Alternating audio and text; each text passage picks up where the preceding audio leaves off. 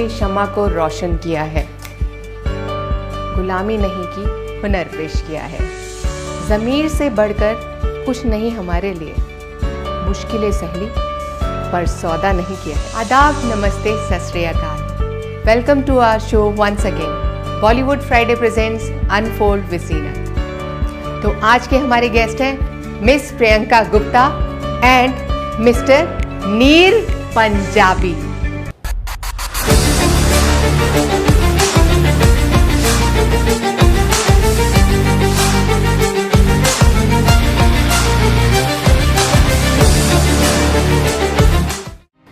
तो बचपन में ही होता था कि जब मैं पैसे कमाऊंगी बहुत ज़्यादा तो मैं लोगों की मदद करूंगी। छोटे कपड़े पहन के, गंदी चीज़ें, गंदी वीडियोस आप देख रहे हो। ब्रेक कब मिला आपको अपनी लाइफ का? मिल गया था मुझे, मैं 10 साल का था, ठीक है। लेकिन साल में आपको कम से कम 4 से 5 गाने मेरे ऐसे दिखेंगे जो कि टॉप लेवल पे जाएंगे। लोगों को दिखाओ, लोगों को पता चलना चाहिए। तो कभी ऐसा भी हुआ कि आपको कई लोगों ने खींचा? मतलब ऐसा होता है ना, जेलसी बहुत होती है लोगों में, बढ़ने नहीं देता, कुछ ऐसा भी फेस हुआ? ऐसा हुआ है मेरे साथ बहुत बार, आज तक हो रहा है, अभी तक हो रहा है। हाँ जी, क्योंकि मैंने जब ये जर्नी चालू करी थी, कहते ना आर्टिस्ट सपोर्ट करने वाले बहुत घੱਟ होंगे ने, बहुत कम आर्टिस्ट होते हैं जिनको सपोर्ट किया जाता है। जो स्टेज पे परफॉर्मेंस करते हैं, क्या वो एक्चुअल में गाते हैं? आजकल के आर्टिस्ट जो मैं आपको बता देता हूँ, क्या पीछे से ट्रैक लगाया, सीडी बजी और बस उस पर परफॉर्म कर दिया। उनको 10 लाख रुपए 15 लाख रुपए एक स्टेज का दे रहे हैं, लेकिन उन्होंने वो परफॉर्म नहीं किया। Bollywood Friday presents unfold with Zeenat में आपका स्वागत है। तो मेरा पहला सवाल प्रियंका आपसे है, जैसे कि मुझे पता है कि आप बहुत ही नॉन इन्फ्लुएंसर हो, और आपकी जर्नी कैसे ये स्टार्ट हुई कन्वर्ट होते होते सोशल वर्कर में, मैं ये ज़रूर जानना चाहूँगी। मैं रील काफ़ी टाइम से बना रही थी, तो काफ़ी अच्छा व्यूज़ और फॉलोअर भी काफ़ी बढ़ रहे थे। तो कई सारे ब्रांड ने मुझे कोलैबोरेशन के लिए ऑफ़र किया और बहुत अच्छी इनकम भी हो रही थी मुझे इंटरनेट से। तो बचपन से मेरा ड्रीम था कि मैं लोगों की सेवा करूं, लोगों की हेल्प करूं। तो बचपन में ही होता था कि जब मैं पैसे कमाऊंगी बहुत ज़्यादा तो मैं लोगों की मदद करूंगी। तो मैंने सोचा क्यों ना, जब मैं इतना अच्छा पैसा कमा रही हूं तो लोगों की मदद की जाए। तो ऑफ कैमरा में काफ़ी टाइम से हेल्प करती थी, तो काफ़ी फ्रेंड्स और फैमिली मेम्बर्स ने मुझे बोला कि आप इतना अच्छा काम कर रहे हो तो ऑफ कैमरा क्यों कर रहे हो, लोगों को दिखाओ, लोगों को पता चलना चाहिए। आपको देख के कई लोग जागरूक होंगे इस चीज़ को लेके और वो लोग भी आगे हेल्प करेंगे। तो मैंने सोचा क्यों नहीं अब इस चीज़ को सोशल मीडिया पे लाई जाए और सबको दिखाया जाए। जब बुरा काम करते हैं लोग तो सोशल मीडिया में दिखा रहे हैं बुरा काम करके, छोटे कपड़े पहन के, गंदी चीज़ें, गंदी वीडियोस आप देख रहे हो, कई सिगरेट पीते हुए डाल रहे हैं, कोई जंपिंग करते हुए डाल रहे हैं। तो हम अच्छा काम कर रहे हैं तो उसको क्यों ना सोशल मीडिया पे लाया जाए। तो बस यहीं से स्टार्ट हुई मेरी जर्नी। वाह प्रियंका, आपकी बातें सुन के तो मैं भी मोटिवेट हो गई हूँ। तो नीर, अब मैं आपसे सवाल करना चाहूँगी कि आप इस इंडस्ट्री में आए कैसे? बचपन से मुझे गाने का बहुत शौक़ था। 4 साल की उम्र से मैं स्टार्ट किया मैंने गाना, ठीक है। उसके बाद मेरी स्कूलिंग लाइफ गई। मेरे घर में मेरी मदर बहुत अच्छे से गाती हैं वो, ठीक है, अपने इंजॉयमेंट के लिए गाती है, बट उनको देख देख के मुझे इंस्पायर हुआ, मैं सीखा, ठीक है। और ज़िंदगी की जो कहते हैं ना पड़ाव मेरी ज़िंदगी में यही था कि मुझे म्यूज़िक ही करना है, ठीक है। जैसे कहते हैं ना कि बॉर्न टू शाइन, तो वो जो म्यूज़िक होता है वो हमारा बचपन से ही है। मैं शुरू छोटे से होते हुए जब तक आज मेरी जितनी भी उम्र है, बाबा उम्र होगी साड़ी, बहुत कुछ सीखा है और लाइफ में आगे बढ़ने के लिए मुझे और भी बहुत सारे चांस मिले हैं। जैसे मैंने स्टेज शोज़ किए, परफॉर्मेंसेस हुई मेरी, ठीक है। स्कूल के बाद जो मेरी जर्नी हुई उसकी जो स्टार्टिंग थी मेरी, स्कूल की पहली परफॉर्मेंस, कहते हैं ना ਜਦੋਂ बच्चा छोटा होता है, ठीक है, 5 साल होता है, उन्हें स्टेज मिलता वा कोई अच्छा सा सॉन्ग सुनाने के लिए, पार्टिसिपेट्स होते हैं स्कूल में करने। तो मैंने वो हर एक पार्टिसिपेट में भाग लिया और उसके बाद धीरे धीरे धीरे लोगों ने जानना चालू करा, मुझे पहचानना चालू करा, क्योंकि मेरी वॉइस के रिगार्डिंग मुझे बहुत कुछ प्यार मिला लोगों से, और इन्ना प्यार मिला मैं तुहानूं दस नहीं सकदा। अज तक वो दे रहे ने, ठीक है, लेकिन ये लाइफ बड़ी डिफिकल्ट भी रही है, ठीक है। ਉਹਦੇ ਵਿੱਚ ਮੈਨੂੰ बहुत सारिया चीज़ां सीखण नूं भी मिलियां, ठीक है, क्योंकि कहते हैं जो छोटा होंदा है तां कुछ नहीं होंदा, जो धीरे धीरे वड्डा होंदा है तां बहुत सारी मुश्किलां भी क्रिएट करनियां होंदियां, उहनूं सॉल्व करना होंदा है मुश्किलां, वो सारिया चीज़ां मैं कीतियां। लाइक कैसी मुश्किलें? ਜਦੋਂ ਛੋਟੇ ਸੀਗੇ ਤੇ ਸਮॉल टाइम ਦੇ ਵਿੱਚ मैं फादर एक्सपायर हो गई सी 7 ਸਾਲਾਂ ਦਾ। ਉਹਦੇ ਬਾਅਦ मैं सिंगल मॉम ਰਿਹਾ, ठीक है, मुंडा। ਉਹਦੇ ਬਾਅਦ ਫਿਰ ਜਿਹੜੀ ਮੇਰੀ ਮॉम ही सारा कुछ करती सी, उन्होंने मैंने स्कूल भेजना है, बहुत सारी चीज़ां इदां दी हो गई। फिर मैं मेहनत करते करते मैं काम भी करता सी, ਛੋਟੇ ਹੁੰਦੇ ਨੂੰ ਮੈਂ ਸਟਾਰਟ ਕਰ ਲਿਆ। ਮੈਂ ਸਕੂਲ ਵੀ ਪੜ੍ਹਦਾ ਸੀ, ਜਿੰਨਾ ਕੁ ਮੈਨੂੰ ਸਕੂਲ ਦਾ ਵਿੱਚ ਮਿਲਿਆ, ਠੀਕ ਹੈ। ਪੜ੍ਹਨ ਨੂੰ ਮੇਰੀ ਮੋਮ ਨੇ ਮੈਨੂੰ ਬਹੁਤ ਸਾਥ ਦਿੱਤਾ, ਠੀਕ ਹੈ। ਫਿਰ ਮੈਂ ਜੌਬ ਵਗੈਰਾ ਵੀ ਕਰਨਾ ਚਾਲੂ ਕਰਤੀ ਸੀ। +10 ਤੋਂ ਬਾਅਦ ਹੀ +1 +2 ਜੌਬ ਕੀਤੀ, ਫਿਰ ਗ੍ਰੈਜੂਏਸ਼ਨ ਵੀ ਮੈਂ ਕੀਤੀ, ਉਹਦੇ ਨਾਲ ਵੀ ਜੌਬ ਕਰ ਰਿਹਾ ਸੀ ਨਾਲ। ਲੇਕਿਨ ਮੈਂ ਆਪਣਾ ਮਿਊਜ਼ਿਕ ਨਹੀਂ ਛੱਡਿਆ, ਕਿਉਂਕਿ ਮਿਊਜ਼ਿਕ ਨੇ ਮੈਨੂੰ ਉਹ ਚੀਜ਼ ਦਿੱਤੀ ਹੈ ਜਿਹੜੀ मैं आज इस मुकाम पे आके बैठा थोड़े। तो मतलब ब्रेक कब मिला आपको अपनी लाइफ का? ब्रेक मिल गया था मुझे, मैं 10 साल का था, ठीक है। लेकिन वो धीरे धीरे ब्रेक आगे बढ़ता गया। जो फाइनल ब्रेक मिला मुझे 2021 में मिला, जो मेरा दिल्ली वाली गाना आया, और बहुत सारे लोगों ने मुझे बहुत प्यार दिया, वो गाना बहुत पसंदीदा हुआ।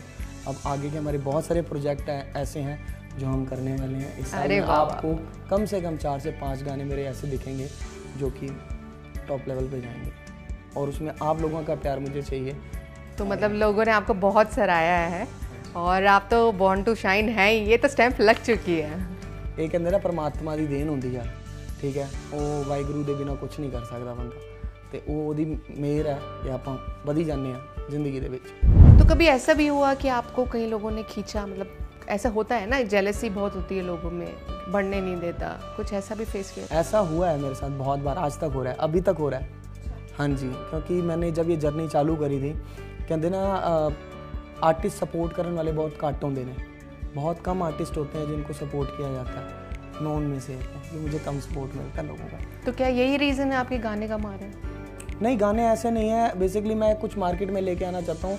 कहते हैं ना कि जैसे आमिर खान या शाहरुख खान एक मूवी लेके आते हैं 3 साल में, तो मेरा वही ट्रेंड रहता है कि मैं काम करूं, अच्छा करूं, वरना ना करूं। मतलब कि क्वालिटी वर्क होना चाहिए, क्वांटिटी में बिलीव नहीं करते, क्वालिटी होनी चाहिए। और लोगों को देखने में भी अच्छा लगे, वो अपनी फैमिली के साथ बैठ के वो गाना सुन सकें, उस गाने का एंजॉय ले सकें, क्लब्स में भी वो गाने अच्छे से चले। मतलब कहते हैं ना कि अगर एक सिंगर अपना परफॉर्म कर रहा है, वो अपना बेस्ट दे रहा है, तो वो किसके लिए बेस्ट दे रहा है? पब्लिक के लिए बेस्ट दे रहा है। तो आप अपने गाने खुद ही लिखते हो? मैं अपने गाने खुद लिखता हूँ, और जैसे कि दिल्ली वाली ये गाना था हमारा, उसके जो लिरिक्स लिखे हैं वो शाहदीप ने लिखे हैं। बहुत अच्छा आर्टिस्ट है, लिरिक्स है, चंडीगढ़ से ही है वो भी। और जो उसका म्यूज़िक है वो हमारा जेजिन म्यूज़िक प्रोडक्शन है, उन्होंने किया चंडीगढ़ से। शंटी कन्वर जी जो हैं उसके डायरेक्टर रहे हैं, और म्यूज़िक प्रोड्यूसर जो हैं वो फैज़ कुरैशी, जिन्होंने बहुत मेरा साथ दिया यहाँ तक, और आज भी मैं उनके साथ ही वर्क कर रहा हूँ। तो ये जर्नी बहुत लंबी रही है। जो मैं स्टेज पे परफॉर्म करन जांदा सी ते पिछे साउंड वगैरह बंद करते सी। अच्छा। हाँ, मैं एक स्टेज पे गया, एक होर सिंगर आया हुआ सी, ना नहीं लेना चाहूँगा, दिल्ली दे ने।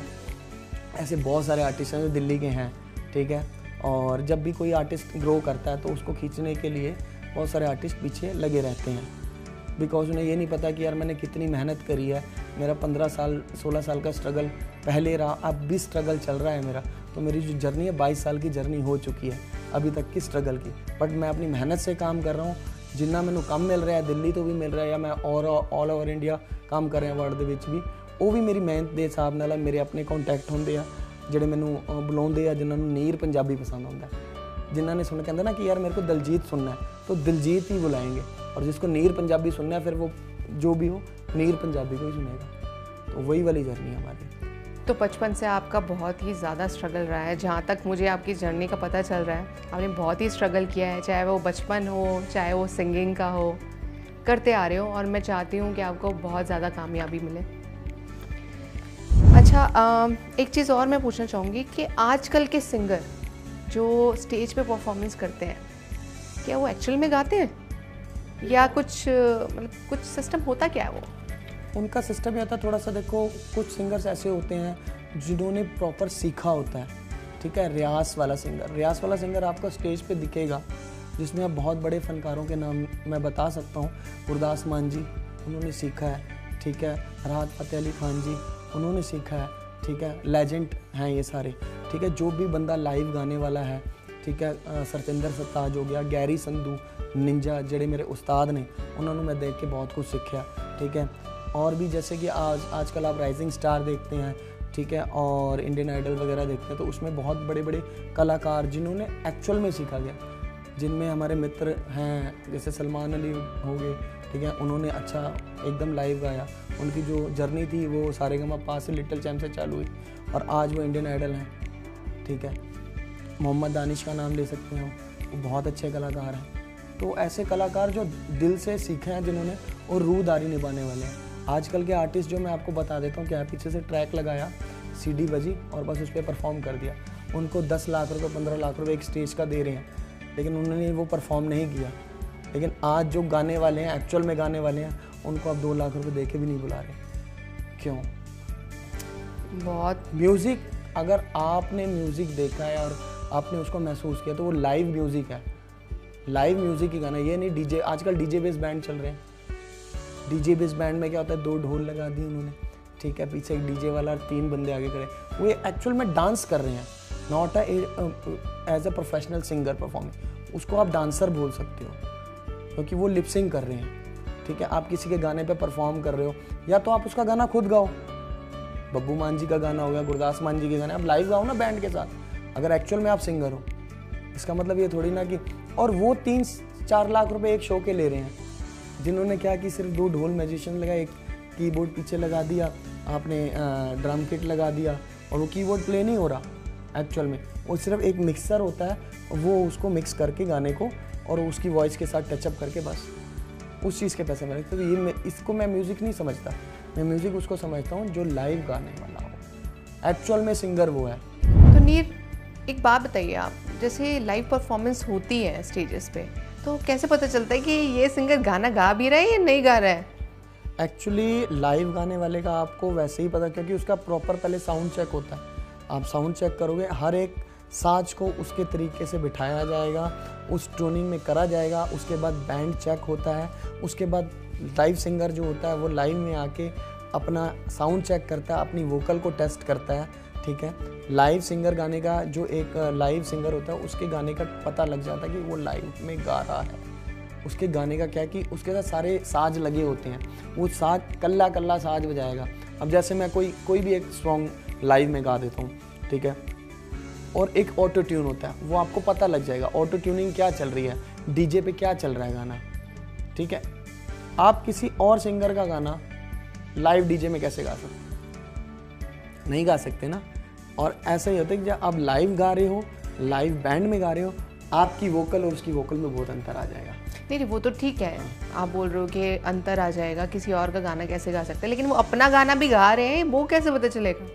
वो अपना गाना देखो, अगर उन्होंने कोई गाना निकाला है, सपोज करो जैसे हमारा गाना है दिल्ली वाली है, मैं परफॉर्म कर रहा हूँ स्टेज पे जाके, मेरे पास 5 पीस का बैंड लगा है, 6 पीस का बैंड लगा है, मैं गा रहा हूँ लाइव, 2 लाइनें मैंने गा के वहाँ पर साउंड चेक करूँगा। हाँ टॉप दे क्लब्बां दी ये शान गब्बरू, पहली तकनी च कड्डदा परान गब्बरू, यारा नाल बैठ मुंडा चिल करदा, लव शव तो है आन जान गब्बरू, हो कहंदियां कहोंदियां दे आया हथ ना, 19 सालां दा छोरा रिया बचदा, आ की करता तू पतलो, आ की करता तू पतलो, हथ तेरे मूरे जोड़दा, तू नी नचदी दिल्ली वालीए, नचदी तेरे विच वोडका, तू नी नचदी दिल्ली वालीए, नचदी तेरे विच वोडका। हाँ ये लाइव हो गया, आपको लाइव वोकल पता लग जाएंगे जिसने एक्चुअल में रियाज किया है, और जो ऑटो ट्यून वाला होगा वो आपको अपने आप पता। कौन से सिंगर आपको लगता है कि लाइव नहीं गाते? ऐसे बहुत सारे सिंगर हैं जो लाइव नहीं परफॉर्म कर सकते, जिन्होंने अपने गाने कर रखे हैं, उसमें बहुत अच्छे अच्छे सिंगर्स हैं, लेजेंड हैं, उनका अपना काम चल रहा है, वो ऑटो ट्यून से कमा रहे हैं, ऑटो ट्यून करके, और विदाउट बैंड आप वो परफॉर्म कर रहे हैं, गाने उन्हीं के हैं, पसंद कर रहे हैं लोग, ट्रेंडिंग।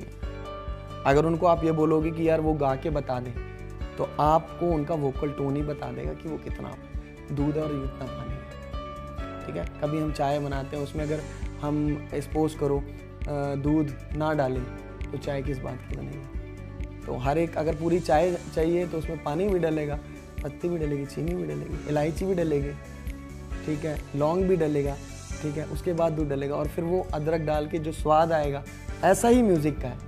तो इंग्रेडिएंट पूरा चाहिए आपको, कोई भी, जैसे चाय बनाने के लिए वैसे सॉन्ग बनाने के लिए, राइट? वो प्रॉपर आपको बाजा चाहिए, आपको बाजा बजाने आना चाहिए।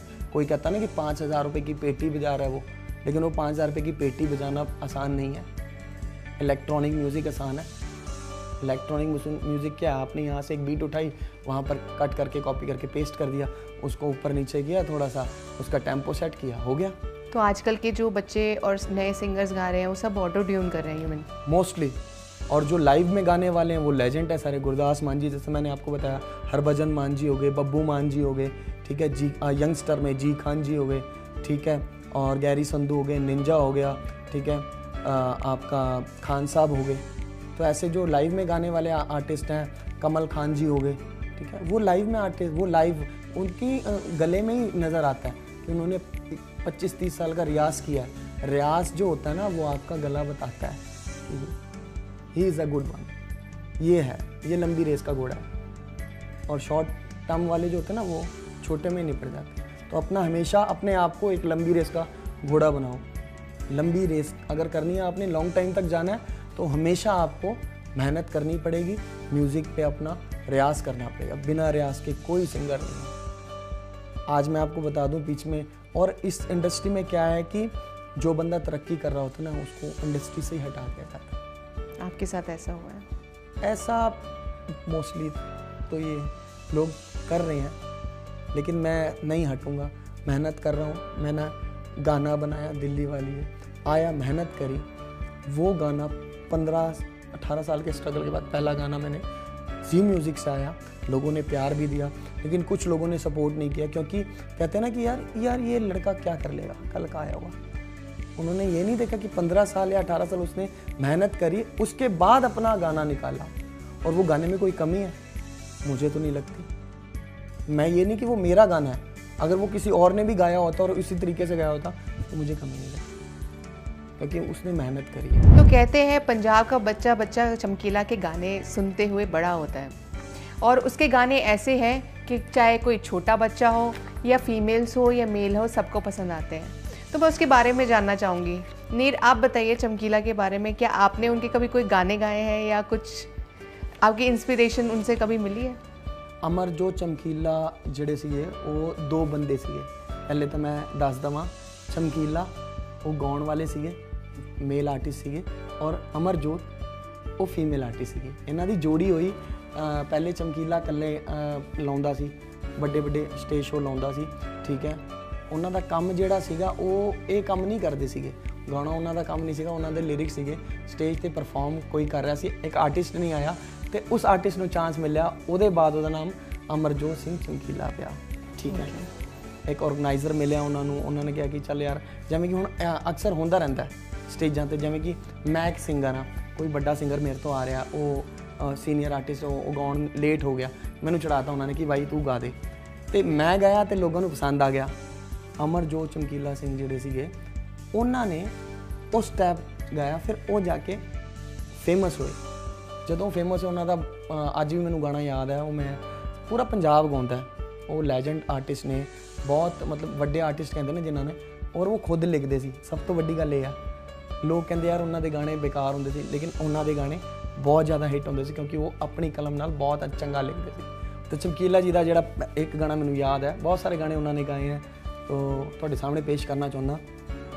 ਹੋ ਪਹਿਲੇ ਲਲਕਾਰੇ ਨਾਲ ਮੈਂ ਡਰ ਗਈ, ਦੂਜੇ ਲਲਕਾਰੇ ਨਾਲ ਅੰਦਰ ਵੜ ਗਈ, ਤੀਜੇ ਲਲਕਾਰੇ ਨਾਲ ਨੌ ਤੇਰਾ ਲੈ ਕੇ ਸਿੱਧਾ ਆਣ ਕੇ ਦਰਾਂ ਦੇ ਵਿੱਚ ਵੱਜਿਆ ਨੀ ਬੱਟੂ ਫਿਰਦਾ, ਫਿਰਦਾ ਸ਼ਰਾਬ ਨਾਲ ਰੱਜਿਆ ਨੀ ਬੱਟੂ ਫਿਰਦਾ, ਫਿਰਦਾ ਸ਼ਰਾਬ ਨਾਲ ਰੱਜਿਆ ਨੀ ਬੱਟੂ ਫਿਰਦਾ। ਹੋ ਪਹਿਲਾ ਕੰਮ ਵੈਲੀਆਂ ਨੇ ਵੈਲ ਕੱਢਣੇ, ਦੂਜਾ ਕੰਮ ਬੋਤਲਾਂ ਦੇ ਡੱਟ ਪੱਟਣੇ, ਤੀਜਾ ਕੰਮ ਲੈਣੀ ਆਪਾਂ ਮੁੱਲ ਦੀ ਲੜਾਈ, ਕੋਈ ਆਣ ਕੇ ਮਾਹੀ ਦਾ ਲਾਲ ਟੱਕਰੇ ਨੀ ਤੇਰੇ ਦਰ ਤੇ ਬੁਲਾਉਂਦਾ ਮੁੰਡਾ ਬੱਕਰੇ ਨੀ ਤੇਰੇ ਦਰ ਤੇ, ਹੋ ਦਰ ਤੇ ਬੁਲਾਉਂਦਾ ਮੁੰਡਾ ਬੱਕਰੇ ਨੀ ਤੇਰੇ ਦਰ ਤੇ। ਇਹ ਗਾਣਾ ਉਹਨਾਂ ਦਾ ਸੀਗਾ, ਉਹਨਾਂ ਦੀ ਉਹ ਅੱਜ ਰੱਬ ਦੇ ਕੋਲ ਨੇ, ਤੇ ਮੈਂ ਉਹਨਾਂ ਨੂੰ ਇਹ ਡੈਡੀਕੇਟ ਕਰ ਰਿਹਾ। ਉਹਨਾਂ ਨੂੰ ਦੇਖ ਦੇਖ ਕੇ ਬਹੁਤ ਕੁਝ ਸਿੱਖਿਆ, ਤੇ ਕਦੇ ਵੀ ਇੱਦਾਂ ਨਾ ਸੋਚੋ ਕਿ ਯਾਰ ਕੋਈ ਆਰਟਿਸਟ ਮਾੜਾ ਗਾਉਂਦਾ ਜਾਂ ਕੁਛ। ਬਹੁਤ ਅੱਛੇ ਆਰਟਿਸਟ ਸੀ, ਸੁਰੀਲੇ ਆਰਟਿਸਟ ਸੀਗੇ, ਬਸ ਕੰਟਰੋਵਰਸੀ ਕਰਕੇ ਉਹਨਾਂ ਦੀ ਜਾਨ ਗਈ। ਉਹ पूरी इंडस्ट्री ਨੂੰ ਤਾਂ ਵੀ ਦੁੱਖ ਸੀਗਾ, ਅੱਜ तक ਉਹਦਾ रहस्य कोई सॉल्व नहीं कर सका। वाओ नीर, वाओ, मुझे सच्चे बताऊं लिटरली गूज़बम्प आ गया आपकी आवाज़ सुन के। क्या पिच में आप गाते हो, और वो भी चमकीला का गाना आपने जो गाया है, नो वर्ड्स। ठीक कहा ना प्रियंका? बिल्कुल सही, बहुत अच्छा गाते हो आप, सच में। Thank you so much. अच्छा, एक चीज़ आपसे पूछना चाहूँगी कि वैसे सभी को पता है कि चमकीला बहुत अच्छा गाना गाते थे, लेजेंड भी थे, लेकिन कंट्रोवर्सी उनकी ये रहती थी कि वो अश्लील गाने गाते हैं। आपको लगता है कि वो गाने अश्लील थे? ਦੇਖੋ ਜਿਨ੍ਹਾਂ ਨੂੰ ਇਹ ਲੱਗਦਾ ਨਾ ਕਿ ਅਸ਼ਲੀਲ ਗਾਣੇ ਗਾਉਂਦੇ ਸੀਗੇ ਅਮਰਜੋਤ ਸਿੰਘ ਚਮਕੀਲਾ, ਉਹ ਫਿਰ ਉਹਨਾਂ ਨੂੰ ਗਾਇਕੀ ਪਤਾ ਨਹੀਂ ਹੈਗੀ। ਉਹ ਲਿਖਦੇ ਸੀਗੇ, ਉਹ ਐਕਚੁਅਲ ਚੀਜ਼ ਲਿਖਦੇ ਸੀਗੇ। ਅੱਜ ਜਿਵੇਂ ਕਿ ਕੋਈ ਵੀ ਗਾਣਾ ਲੈ ਕੇ ਚੱਲੋ, ਤੁਸੀਂ ਸਿੱਧੂ ਦਾ ਗਾਣਾ ਲੈ ਲਓ, ਸਿੱਧੂ ਬਾਈ ਵੀ ਸਾਡੇ ਵਿੱਚ ਨਹੀਂ ਹੈਗੇ, ਠੀਕ ਹੈ। ਉਹਨਾਂ ਦਾ ਇੱਕ ਗਾਣਾ ਸੀਗਾ, ਉਹ ਗਾਣਾ ਉਹਦੇ ਆਫਟਰ ਡੈਥ ਦੇ ਬਾਅਦ ਫੇਮਸ ਹੋਇਆ ਜ਼ਿਆਦਾ, ਕਿਉਂਕਿ ਕਹਿੰਦੇ ਨਾ ਚਮਕੀਲਾ ਨੂੰ ਸੁਣਨ ਵਾਲੇ ਚਮਕੀਲਾ ਭਾਜੀ ਨੂੰ ਸੁਣਦੇ ਸੀਗੇ ਤੇ ਸਿੱਧੂ ਨੂੰ ਸੁਣਨ ਵਾਲੇ ਸਿੱਧੂ ਭਾਜੀ ਨੂੰ ਸੁਣਦੇ। ਸਿੱਧੂ ਦਾ ਇੱਕ ਗਾਣਾ ਮੈਂ ਹੁਣ ਤੁਹਾਨੂੰ ਦੱਸਾਂ, ਇਹ ਗਾਣੇ ਦੇ ਲਿਰਿਕਸ ਕਿਵੇਂ ਖਰਾਬ ਹੋ ਸਕਦੇ ਆ। ਉਹਨਾਂ ਨੇ ਆਪਣੀ ਜ਼ਿੰਦਗੀ ਦੀ ਅਸਲੀਅਤ ਦੱਸੀ ਇਸ ਗਾਣੇ ਦੇ ਬਾਰੇ। ਕਹਿੰਦਾ ਹੋ ਦੱਸ ਤੇਰਾ ਪੁੱਤ ਹੈਡ ਡਾਊਨ ਕਾਸ ਤੋਂ, ਚੰਗਾ ਪੜਾ ਹੱਸਦਾ ਜੀ ਮੌਨ ਕਾਸ ਤੋਂ, ਜਿਹੜੇ ਦਰਵਾਜ਼ੇ ਵਿੱਚ ਬੋਰਡ ਚੱਕੀ ਖੜਿਆ, ਮੈਂ ਚੰਗੀ ਤਰ੍ਹਾਂ ਜਾਣਦਾ ਵੇ ਕੌਣ ਕਾਸ ਤੋਂ। ਕੁਛ ਇਹ ਤੇ ਚਾਂਦੀ ਚਮਕਾਉਣਾ ਚਾਹੁੰਦੇ ਨੇ, ਕੁਛ ਤੈਨੂੰ ਫੜ ਥੱਲੇ ਲਾਉਣਾ ਚਾਹੁੰਦੇ ਨੇ, ਕੁਛ ਕਿੰਨੇ ਆਏ ਇੱਥੇ ਭੁੱਖੇ ਫੇਮ ਦੇ, ਨਾਮ ਲੈ ਕੇ ਤੇਰਾ ਅੱਗੇ ਆਉਣਾ ਚਾਹੁੰਦੇ ਨੇ। ਮੁਸੀਬਤ ਤਾਂ ਮਰਦਾਂ ਤੇ ਪੈਂਦੀ ਰਹਿੰਦੀ ਐ, ਦਬੀ ਨਾ ਤੂੰ ਦੁਨੀਆ ਸਵਾਦ ਲੈਂਦੀ ਐ, ਨਾਲੇ ਜਿਹੜੇ ਰਸਤੇ ਤੇ ਤੂੰ ਤੁਰਿਆ ਐ, ਇੱਥੇ ਬਦਨਾਮੀ ਆਈ ਰੇਟ ਮਿਲੂਗੀ, ਨਿਤ ਕੰਟਰੋਵਰਸੀ ਕਰੇਟ ਮਿਲੂਗੀ, ਧਰਮਾਂ ਦੇ ਨਾਮ ਤੇ ਡਿਬੇਟ ਮਿਲੂਗੀ, ਸੱਚ ਬੋਲੇਗਾ ਤਾਂ ਮਿਲੂ 295 ਜੇ, करेंगा तरक्की पुत हेट मिलूगी। ये बात तो फैक्ट है कि लोग सच्चाई सुनना भी नहीं चाहते हैं और उसके मज़े भी लेना चाहते हैं। तो कहीं ना कहीं ये वाली बात तो आती है इन सब चीज़ों में ना, मतलब कि बोलना उसको अश्लील भी बोलना है और सुनना भी है, मज़े भी लेने हैं सारे। 295 गाना मैनू नहीं लगता खराब गाना सी, उन्हें अपनी ज़िंदगी सच्चाई दसी सी, वो गाने करके उन्हें अपनी डेथ डेट भी दस गया, वो लेकिन किसी ने नहीं पता सी कि 295 29/5 ਨੂੰ एक्सपायर हो जाएगा। ਉਹਨੂੰ ਫੜਿਆ ਗਿਆ, ਉਹਦੀ ਪੂਰੀ ਪਲੈਨਿੰਗ ਕੀਤੀ ਗਈ, ਫਿਰ ਉਹਨੂੰ ਜਿੱਥੇ ਉਹਦੀ ਗੱਡੀ ਪੰਚਰ ਹੋਈ ਘਰੇ, ਠੀਕ ਹੈ, ਗੱਡੀ ਪੰਚਰ ਹੋਣ ਦੇ ਬਾਅਦ ਦੂਜੀ ਗੱਡੀ ਲੈ ਕੇ ਗਿਆ ਜਿਹੜੀ ਉਹਦੇ 'ਚ ਬੁਲਟ ਪ੍ਰੂਫ ਨਹੀਂ ਸੀਗੀ, ਠੀਕ ਹੈ, ਆਪਣੀ ਜੀਪ ਲੈ ਗਿਆ ਸੀ ਬਾਈ, ਠੀਕ ਹੈ। ਮੇਰਾ ਦਿਲ ਦਾ ਇੱਕ ਉਹ ਸੀਗਾ ਕਿ ਮੈਂ ਬਾਈ ਦੇ ਨਾਲ ਇੱਕ ਗਾਣਾ ਜ਼ਰੂਰ ਕਰਾਂ, ਜ਼ਿੰਦਗੀ ਦੇ ਵਿੱਚ ਕਦੇ ਮੈਨੂੰ ਮੌਕਾ ਮਿਲਿਆ ਤੇ ਬਟ ਅੱਜ ਵੀ ਮੇਰਾ ਰਹੂਗਾ। ਤੇ ਅੱਜ ਰੱਬ ਨੇ ਦੇਖੋ ਕਿੰਨੀ ਵੱਡੀ ਖੇਲ ਖੇਡੀ ਹੈ ਕਿ ਦੁਬਾਰਾ ਸਿੱਧੂ ਆ ਗਿਆ। ਉਹ ਕਹਿੰਦਾ ਤੂੰ ਵੱਡੇ ਪੈਰੀ ਗਿਆ ਨਿੱਕੇ ਪੈਰੀ ਆ ਜਾ। ਉਹ ਮਾਂ ਦੀਆਂ ਦੁਆਵਾਂ ਜਿਹੜੀਆਂ ਨਾ ਉਹ ਰੱਬ ਡਾਇਰੈਕਟ ਸੁਣਦਾ ਤੇ ਉਹਦੀ ਸੁਣ ਲਈ, ਹੁਣ ਉਹ ਆ ਗਿਆ ਨਿੱਕੇ ਪੈਰੇ ਵਾਪਸੀ। ਤੁਸੀਂ ਟੈਲੈਂਟ ਨੂੰ ਖਰਾਬ ਕਰ ਸਕਦੇ ਹੋ, ਠੀਕ ਹੈ, ਲੇਕਿਨ ਮੁਕਾ ਨਹੀਂ ਸਕਦੇ। ਟੈਲੈਂਟ ਨੂੰ ਖਰਾਬ ਕਰ ਸਕਦੇ ਹੋ, ਮੁਕਾ नहीं सकते। अगर ਉਹਨੂੰ ਮੁਕਾਣਾ ਹੋगा तो फिर ਉਹਦੀ ਜ਼ਿੰਦਗੀ ਮੁਕਾ दो। अच्छा नीर, तो एक बात बताओ कि जो छोटे सिद्धू अब कहते हैं जो दुनिया में आए हैं और वो पेरेंट्स इतने ज़्यादा ब्लेस्ड फील कर रहे हैं, क्या आपको लगता है कि वो भी सिद्धू की तरह ही शाइन करेंगे? कोई और नहीं है, वो सिद्धू ही आया, क्योंकि कहती माँ की दुआवां च फ़र्क रहता है और असर रहता है। तो माँ की दुआवां उन्हें सुन ली हैं, तो माँ की दुआएं होती हैं वो रब के सीधा कनेक्शन के पास होती हैं। कहते ना रब ने यार, रब की है वो माँ, कहते ना रब तो पहला माँ है। और आजकल ये भी देखने को मिलता है 30+ के बाद महिलाओं को इतनी प्रॉब्लम होती है कंसीव करने में, और इस उम्र में बेबी करना ये कोई ना कोई बड़ा चमत्कार है ना। वो सिद्धू आ गया है, ठीक है, तो वो माँ दी दुआवां दा ही असर है, ठीक है, और रब ने सुनी है। सही कह रहे हो, सही बात है बिल्कुल कि ये तो किसी चमत्कार से कम नहीं है। क्योंकि तुसी ये सोचो ना, ਜਦੋਂ 29/5 ਨੂੰ ਉਹਨੂੰ ਗੋਲੀਆਂ ਲੱਗੀ ਸੀ, पूरा प्रॉपर सेट सीगा ਉਹਦਾ कि भाई उन्होंने इन्हें टाइम निकलना है घर से और वो जहाँ पर जाएंगे उनकी गाड़ी का टायर पंचर होना, ठीक है, और उनके अपने गाने में उनकी डेथ का जिक्र होना, वो भी क्योंकि वो कहते ना जो इधरों उपरों तार जुड़े होंगे तो इधरों आवाज़ आती है तो लिखता बंदा, वो लिखता सी सिद्धू। उसने अपनी डेथ खुद ही बता दी थी, लेकिन लोगों को पता नहीं था कि वो ऐसा होगा, और 29/5 ही उसकी डेथ डेट हुई। और सोचो कि 1 महीने बाद उसकी शादी थी, 30 जून की उसकी शादी थी, और उस समय जो देश का माहौल था, पंजाब इंडस्ट्री में जो माहौल था बहुत ख़राब था, क्योंकि एक माँ प्यो ने अपना बच्चा छोटे करके बहुत ਵੱਡਾ ਕੀਤਾ 28 ਸਾਲਾਂ ਦਾ, ਉਹਦਾ ਵਿਆਹ ਹੋਵੇ 1 ਮਹੀਨੇ ਬਾਅਦ ਤੇ 1 ਮਹੀਨੇ ਪਹਿਲੇ ਹੀ ਉਹਦੀ ਡੈਥ ਹੋ ਜਾਏ। ਇਹ ਕਹਿੰਦੇ ਨੇ ਉਹ ਬੜੀ ਮਨਹੂਸ ਘੜੀ ਸੀਗੀ ਸਾਡੇ ਪੰਜਾਬੀਆਂ 'ਚ, ਕਹਿੰਦੇ ਉਹ ਬੜਾ ਬਲੈਕ ਡੇ ਸਾਬਿਤ ਹੋਇਆ ਸੀ ਕਿ ਇੱਕ ਮਾਂ ਦੇ ਲਈ, ਤੇ ਉਸ ਮਾਂ ਨੇ ਉਹਦੀ ਮਾਂ, ਉਹ ਮਾਂ ਦਾ ਜਿਗਰਾ ਦੇਖੋ ਕਿ ਉਹਨੂੰ ਪੂਰਾ ਪੱਗੜੀ ਬੰਨ੍ਹ ਕੇ ਸਹਿਰਾ ਸਜਾ ਕੇ ਉਹਨੂੰ ਤੋਰਿਆ, ਤੇ ਰੱਬ ਤੋਂ ਇਹੀ ਦੁਆ ਕੀਤੀ ਤੂੰ ਵੱਡੇ ਪੈਰੀਆਂ ਨਿੱਕੇ ਪੈਰੀ आ जा। देखो और भेज भी दिया कुदरत ने वापस। खैर वो तो लेजेंड है और हमेशा रहेंगे हमारे दिलों में, हमारे साथ। और उनको कोई नहीं भूल सकता। एक क्वेश्चन और करना चाहूँगी नीर मैं आपसे। आजकल एक कंट्रोवर्सी चल रही है जो मुझे बहुत फ़नी भी लगती है, जिसमें जिनके बारे में चल रही है वो इतना आंसर नहीं दे रहे, उनके जो ऑडियंस है और जो उनके लवर्स है वो ज़्यादा बीच में लड़ते हैं। तो जैसे कि हनी सिंह और बादशाह की बात, तो एक्चुअली हुआ क्या था उनके बीच में जो इतनी कंट्रोवर्सी बढ़ती जा रही है? उनकी कंट्रोवर्सी का मैं आपको ये बताना चाहता हूँ कि जितना मैंने भी यूट्यूब पे देखा और जितना मैं जानता हूँ इंडस्ट्री के बारे में, कोई ऐसी कंट्रोवर्सी नहीं है। कोई इस तरीके की कोई कंट्रोवर्सी नहीं है हनी सिंह जी ने में और बादशाह भाई में। कोई ऐसी इकट्ठिਆਂ ने काम किया उन्हें सारिਆਂ ने, ठीक है। पंजाबी इंडस्ट्री इकट्ठे होके इन्हों का एक माफिया मंडीर होंदा सी पूरा, ठीक है। हुण जे देखो तुहाडी नहीं बनदी तो तुसीं अलग होंदे गए, ठीक है। मेरी किसी दे नाल नहीं बनेगी, मैनूं लगदा कि यार ये बंदा मेरे वो नहीं है या मैनूं रिस्पॉन्स नहीं दे रहा, मैं कट्टण चालू हो जाऊँगा। क्योंकि बिकॉज जिस इंडस्ट्री तुसीं काम कर रहे हो सब नूं तरक्की चाहिदी है, ठीक है। कदे हनी बाई ने ये नहीं कहा कि यार बादशाह तू मेरे नाल काम नहीं करेगा, ठीक है। या अल्फाज बाई नूं नहीं कहा कि बाई तू मेरे नाल काम नहीं करेगा, या जे स्टार नूं नहीं कहा। सारिਆਂ ਦੇ ਨਾਲ गाने आए, ठीक है। जैजी भी भाजी नाल भी गाना आया, ठीक है। जिन्हें लैजेंड स्टार ने उन्होंने नाल भी गाना, मिक्का भाजी दे नाल भी गाना कढ़िया, ठीक है। तो वो ये थोड़ी ना कि हनी सिंह ने किसी को मना किया। हनी सिंह बाई तो अज भी काम करना चाहते हैं सारिਆਂ ਦੇ नाल। वो बंदा मैं नहीं समझदा वो बंदा गलत है, क्योंकि जोड़ा बंदा एक तुसी अज हनी बाई का तुसी जिक्र छेड़िया, हनी बाई पिछले 5 सालों तो देख लो ਤੁਹਾਡੇ सामने ਸੀਗੇ। उन्होंने खुद दस्या कि मैं इदा का ड्रग्स लैंदा सी या की होया मेरे नाल, मैं किदा डिप्रैशन च रहा। उस बंदे ने 5 साल करके फिर कम बैक किया। अच्छा, मैं सॉरी बीच में आपको डिस्टर्ब कर रही हूँ। क्या ऐसा है कि मतलब वो झेल नहीं पाए अपनी तरक्की, ऐसा कुछ है? ऐसा कुछ सर पे चढ़ गई थी उनके? सर पे तो देखो जो फेम होंदा ना तो हल्का बहुत कहते हैं, जो फेम चढ़ता तो सारे दे सर चढ़ बोलता ही आ, ठीक है। ये नहीं कह सकते क्योंकि हम उनसे पर्सनली नहीं मिले, उनके मन में क्या चल रहा है वो अपने मन की वो खुद जान सकते हैं, हम नहीं जान सकते हैं। ऑडियंस जी होंगी है, अब मेरी नीर पंजाबी में तो मेरे को प्यार करने वाली ऑडियंस अगर मेरे को कोई सिंगर कंट्रोवर्सी में ख़राब कर रहा है तो वो उसको ज़रूर बोले, क्योंकि वो जनता का प्यार है, वो जनता का प्यार है मेरे लिए कि वो मुझे सपोर्ट कर रही है। अगर मेरे पास कल को कोई मेरे पास गाड़ी आती है, मैं बंगला खरीद लेता हूँ या कुछ भी ऐसी कोई बड़ी चीज़ ले लेता हूँ तो मेरे ऑडियंस के थ्रू मैं खरीदूँगा ना। एक आर्टिस्ट नूं ऊपर पहुँचाने वाला ते थल्ले लाउण वाले दो ही चीज़ां होंदियां ने, वो कौन होंदी है? ओहदी ऑडियंस।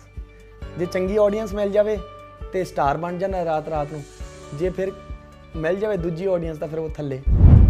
तो मतलब क्या, मेरे को एक चीज़ समझ नहीं आती है, मतलब फेम आपको मिल गया, आप इतना राइज कर रहे हो, तो ऐसी कौन सी चीज़ होती है जो ड्रग्स की तरफ धकेल देती है? बिल्कुल ड्रग्स की तरफ बंदा खुद जाता है, ठीक है। उन्होंने अपने वस नहीं होंदा वो चीज़ां। जो तुसीं वड्डी वड्डी पार्टियां च जांदे हो, देखते हो अज इंडस्ट्री की कितनी वड्डी वड्डी पार्टियां चल रही है। अगर तुहाडा मन हैगा, ठीक है, कोई किसी को ड्रग्स बारे लाउंदा नहीं कि तू ड्रग्स लैना, इंजैक्शन लेना है या कोई किसी तरीके दे दारू पीनी है, कुछ इदा का कोई ऐसी कोई बात नहीं होती। लेकिन वो जो माहौल होता है ना, वो क्रिएटिंग माहौल, वो अगर उसमें अपने आप को वहीं स्टेबल रख रहा है तो आर्टिस्ट चल जाएगा। नहीं होगा तो मैं बता रहा हूँ, अगर किसने ड्रिंक वगैरह इस तरीके का कुछ पार्टीज़ में चालू किया तो 2 साल में उसकी ज़िंदगी खत्म है। वो जहाँ उसने 10 साल 15 साल जर्नी का काम करना, हर आर्टिस्ट के 10 या 15 साल ऐसे पीक लेवल के आते हैं जिसमें वो खूब पैसा कमाता है, खूब नाम कमाता है, खूब दौलत शोहरत सब कमा लेता है। वो इसलिए कमाता है क्योंकि उसने पीछे के 15 साल दे रखे होते हैं और आने वाले 15 साल उसको पता है कि मैंने करना क्या है, उसकी प्लानिंग्स रहती हैं। और वो आर्टिस्ट अगर यही दारू और ड्रग्स के नशे में हो जाएगा तो वो तो उसका कैरियर ख़राब है ना। तो क्या कहीं ना कहीं प्रेशर रहता है ऑडियंस का? ऑडियंस का प्रेशर कभी नहीं रहता। हाँ, ऑडियंस का प्रेशर इतना रहता है कि पाजी नया गाना कब आया, कि पाजी तुसी नवा गाना, क्योंकि आज देख लो हर एक 10 सेकंड में एक गाना रिलीज़ हो रहा है। पूरे इंडिया में लगा लो, इंडस्ट्री में लगा लो, बॉलीवुड में भी लगा लो, हर 10 सेकंड में एक गाना बन के तैयार हो रहा है। और वो गाना तैयार होने के बाद उसको 3, 4, 5 दिन सुनती है, व्यूज़ आ जाते हैं, उसके बाद पब्लिक फिर वही पब्लिक कहती है भाजी एक गाना यार तुसी जिहड़ा आपां कड्ढिया वो तो सुनो, उन्होंने तो सपोर्ट करो। क्योंकि एक बंदे दे 10-15 लाख रुपए गाने ते लगते आ, ठीक है। पूरा क्रू मैंबर काम करता है उहदे ते, ठीक है। सारे बंदे होंदे, लाइटिंग वाले, कैमरा वाले हो गए, स्पॉट बॉय हो गया, ठीक है।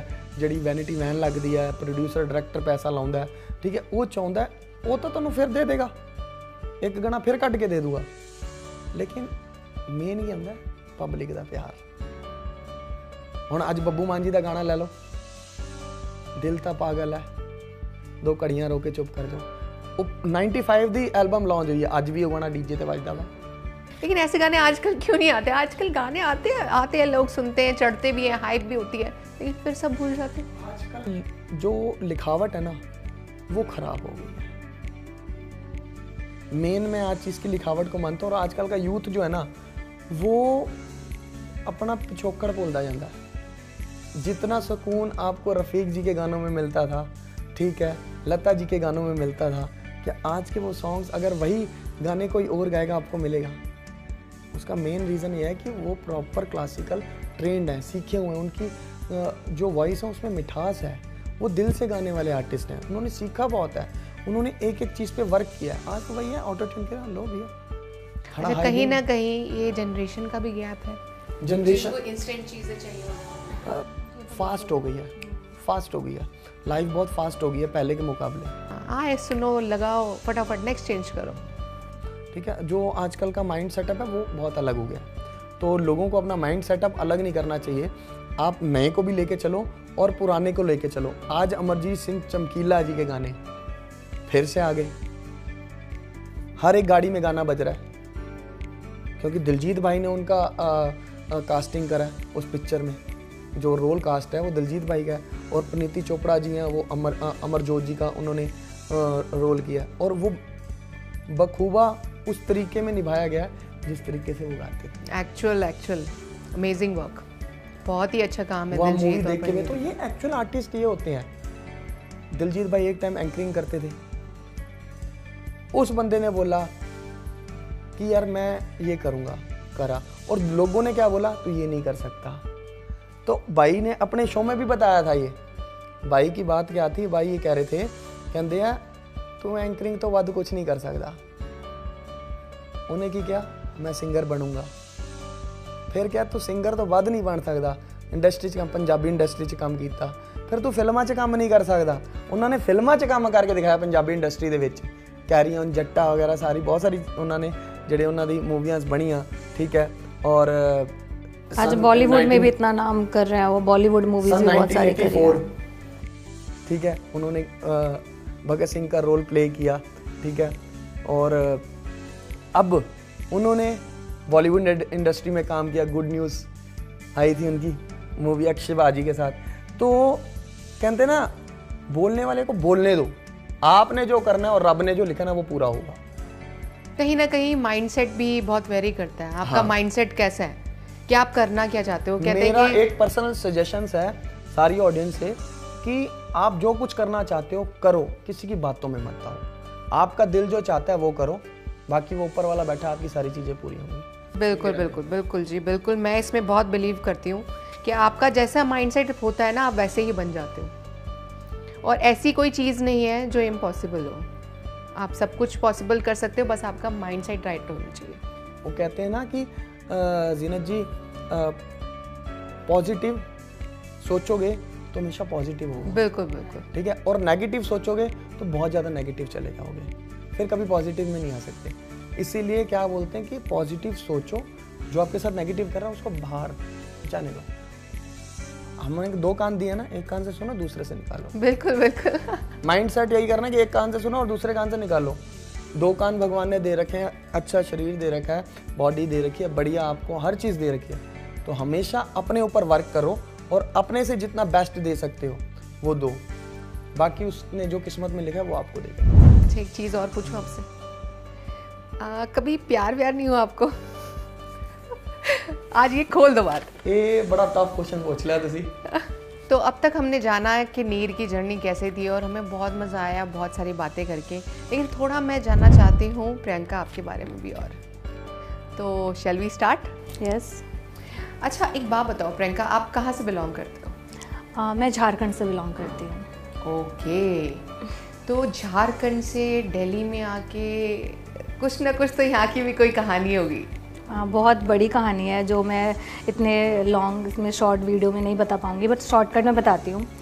एक्चुअली मेरे भाई को प्रॉब्लम हुई थी पैर में। अच्छा। तो उस वजह से इलाज के लिए मम्मी दिल्ली आई थी। तो मैं भी मम्मी के साथ दिल्ली आई थी भाई को देखने के लिए। तो बस इसी बीच मेरे को हिंदुस्तान लीवर से एज अ ब्यूटी एडवर्टाइज़र का जॉब मिल गया। तो मैंने एक झारखंड की लड़की और एक छोटे शहर की और इतने बड़े पोस्ट पे और इतनी अच्छी सैलरी पे, तो मेरे लिए बहुत बड़ी बात थी। तो फिर घर वालों ने कहा यार मेरे पूरे ख़ानदान में इतनी अच्छी सैलरी किसी की नहीं है, और अभी लड़की ने बस स्टार्ट की है, पढ़ाई ख़त्म भी नहीं हुई है और करियर की स्टार्टिंग भी नहीं हुई, इतनी अच्छी जॉब मिल रही है तो क्यों छोड़ना है। तो बस वो जॉब को मैंने कंटिन्यू किया और यहीं पे दिल्ली में सेटल हो गई। तो कुछ चैलेंजेस तो आए होंगे, मतलब उधर कुछ नहीं बहुत सारे। झारखंड से दिल्ली में आए तो कुछ क्या सबसे बड़ी प्रॉब्लम तो जो आई थी वो लैंग्वेज की थी, क्योंकि झारखंड की लैंग्वेज और दिल्ली की लैंग्वेज में बहुत फ़र्क है। और आज मैं दिल्ली में बहुत टाइम हो गया, दिल्ली के लोग मेरे सारे अपने हैं, तो मैं यहाँ के लिए कुछ बुरा नहीं बोलूँगी, बहुत अच्छे हैं यहाँ के लोग। बट जब मैं स्टार्टिंग में आई थी यहाँ पे तो बहुत सारी चीज़ें फेसेस करने पड़ते थे कि यार ये कैसे बोल रही है, यार ये बिहारन है, यार इसकी लैंग्वेज देखो, यार स्टेट मांग करती है। स्टेट मांग मतलब हमारे में स्टेट करते हैं हेयर को ना, तो इस वे में सारे बोलते थे कि आप स्टेट मांग करते हो, ये कैसे बोलती है, मतलब पीछे से मुझे ऐसा लगता था कि मजाक उड़ाया जा रहा है मेरा। तो वो बहुत बुरा लगता था। तो सबसे पहले जो मैंने काम किया दिल्ली में ना, जॉब तो कंटिन्यू किया, साथ साथ सबसे पहले मैंने अपनी लैंग्वेज को दिल्ली वाले लैंग्वेज में कन्वर्ट किया। वाओ। तो सबसे बड़ा स्ट्रगल मेरा यही था लाइफ का, जो लैंग्वेज को बिल्कुल अपने झारखंड की लैंग्वेज, एक भोजपुरी लैंग्वेज को बिल्कुल दिल्ली वाली लैंग्वेज को लेके आना, तो ये सबसे बड़ा चैलेंज बोल लो मेरी लाइफ में। मतलब पॉजिटिव ट्रांसफॉर्मेशन किया आपने completely। हाँ जी, और बहुत ही जल्द मुझे लगता है 1-2 महीने में ही मैं बिल्कुल ही चेंज हो गई थी। वो ये कह लो मेरे लिए स्ट्रगल था बहुत बड़ा। बट जैसे कि मैडम ने बताया वो झारखंड से हैं और लैंग्वेज में काफ़ी प्रॉब्लम आई मैम को, तो मुझे ये बात नहीं मुझे मेरी लैंग्वेज से बहुत प्यार था, बट यहाँ के लोगों को प्रॉब्लम होती थी, कहते थे बिहारन, इस टाइप की बातें मेरे को सुनने को मिलता था। यहाँ के लोग और दुबई तक के लोग बहुत प्यार करते हैं। बिल्कुल बिल्कुल बिल्कुल। आपने वो गाना सुना होगा ना, लगाई लो लिपस्टिक, तो वो मैडम के ऊपर बहुत सूट करता है, तो 2 लाइनें मैडम के लिए हो जाए। बिल्कुल। हो लगाई ले तू हो लिपस्टिक, ही ले आरा डिस्ट्रिक्ट, जिला टॉप लागेलू, कमरिया आहा कमरिया ओहो कमरिया, जोरेला पालप हो लॉलीपॉप लागेलू। बहुत बढ़िया। ये मैडम के ऊपर बहुत अच्छा, और बहुत प्यार करते हैं दिल्ली के लोग भी, बिहार के लोगों को भी, और दुबई के लोग भी प्यार करते हैं, क्योंकि हाँ जी, हेटर्स बहुत कम रहे हैं, ऐसे नहीं, बहुत सारे लोग, बहुत प्यार भी यहाँ पे बहुत प्यार मिला और आज तक मुझे बहुत प्यार मिलता है। बट कुछ लोग ऐसे थे जो जेलस भी होते थे कि यार झारखंड की लड़की इतनी आगे कैसे बढ़ गई, है ना, मेरी सीनियर कैसे बन गई, मैं दिल्ली में इतने टाइम से जिस काम पे हूँ और मैं आगे नहीं, हाँ स्ट्रगल करके नहीं कर पाई, और एक झारखंड की नई लड़की आए हुए इतने ऊपर पोस्ट में कैसे चलेगी। तो एक जेलसी भावना भी है, क्योंकि दिल्ली से मुझे बहुत प्यार मिला। आज दिल्ली में इतना नाम है, फेम है, लोग इतना प्यार करते हैं, इतना ज़्यादा पसंद करते हैं, इतने सारे इन्वाइट आते हैं, इतने सारे फ्रेंड सर्कल है, यहाँ पे मैंने बहुत कुछ कमाया है। तो दिल्ली वाले बहुत अच्छे हैं। बट स्टार्टिंग में मुझे कुछ हेटर्स थे जिन्होंने मुझे हेट दिया, तो उस टाइम में मैं डरती थी, मुझे लगता था वापस चली जाऊँ। बट बाद में मैंने सोचा नहीं, डर के क्यों भागना है, डर के भागना ही नहीं है, आगे बढ़ना है, और इन चीज़ों को फेस किया और आज यहाँ पे हूँ। और जैसे कि प्रियंका जी ने बताया कि वो झारखंड से हैं और लैंग्वेज में जो भी प्रॉब्लम आया, बट बहुत बड़े बड़े आर्टिस्ट जो कि भोजपुरी आर्टिस्ट हैं, बिल्कुल बिल्कुल, मनोज तिवारी जी, नूरा जी, ठीक है, और भी जैसे अक्षरा सिंह जी, वो भी जो फीमेल आर्टिस्ट हैं, वो भी दिल्ली में आके उन्होंने काम किया और बहुत अच्छा उनको सपोर्ट मिला। और मैं ये चाहता हूँ सारी ऑडियंस से कि आप प्रियंका जी को भी बहुत प्यार दें, बहुत सपोर्ट दें, और अपना प्यार हमेशा ही इनके साथ। दिल्ली दिल वालों की है, वो तो सबको सपोर्ट करते हैं। बिल्कुल, और सच में मुझे दिल्ली वालों से बहुत प्यार मिला और आज भी सब बहुत प्यार करते हैं, बहुत अच्छे लोग हैं दिल्ली में। अच्छा, एक चीज़ पूछूं आपसे? हाँ जी, अब तो मैं ये बोल ही नहीं सकती कि मैं दिल्ली की नहीं हूँ।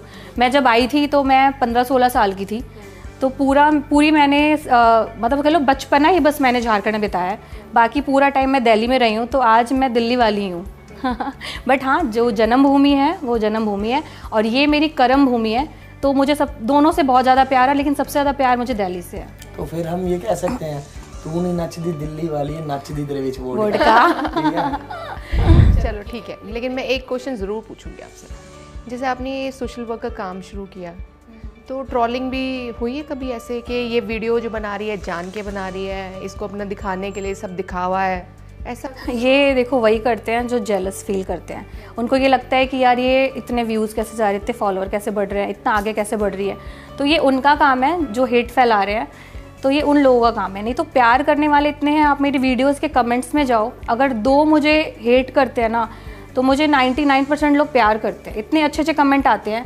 और मुझे तो ये लगता है जो मैं काम कर रही हूँ, ठीक है, अब मैं सबको नहीं अपनी जैसा बना सकती हूँ, लेकिन उसमें से 2 लोग भी अगर मेरे जैसा बन के किसी की हेल्प करेंगे ना तो बहुत बड़ी बात होगी मेरे लिए कि मेरी वजह से किसी की हेल्प हो पाएगी। बाकी मुझे कोई फ़र्क नहीं पड़ता कि कौन मेरे बारे में क्या ट्रोल कर रहा है, क्या बोल रहा है, क्योंकि वो कहते हैं ना कि दुनिया क्या सोचेगी ये भी हम ही सोचेंगे, तो दुनिया क्या सोचेगी।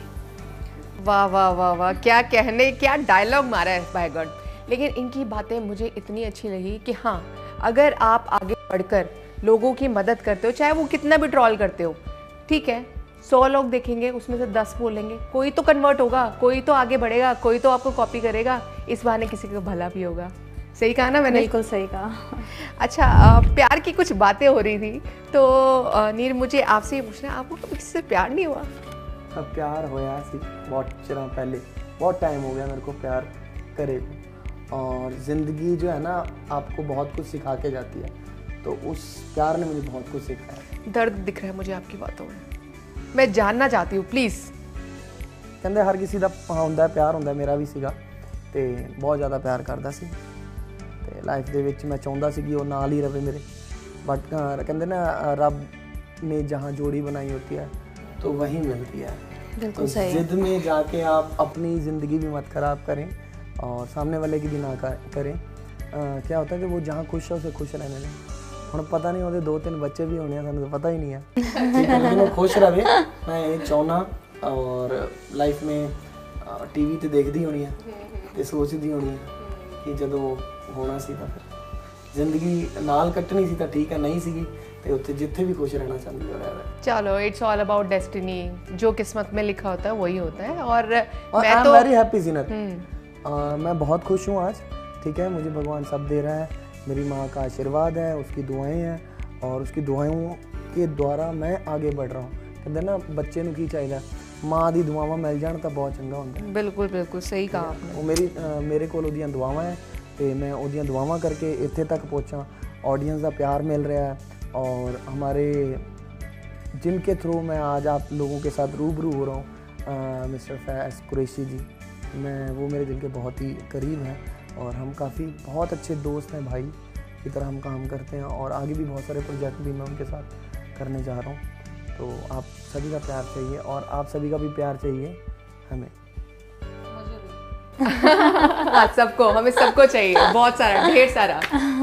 अच्छा प्रियंका, एक बात बताओ, जैसे सोशल वर्क तो हो गया, इसका नेक्स्ट स्टेप क्या? कभी आपने सोचा है कि आपको पॉलिटिकली अगर अप्रोच मिले तो आप बनना चाहोगे, मतलब जाना चाहोगे पॉलिटिक्स में? और अगर जाओ तो क्या सबसे पहले चाहते हो करना? पॉलिटिक्स से मेरे को बहुत सारे ऑफ़र आ रहे हैं और अच्छा, हाँ जी, बहुत सारी मीटिंग्स भी हुई हैं, बट मैं ये चाहती हूँ कि मैं उसी पार्टी में जाऊँ जिसके थ्रू मैं लोगों की, अभी जो मैं इस लेवल पे आके हेल्प कर रही हूँ, तो मैं इस लेवल पे जाके हेल्प करना चाहती हूँ।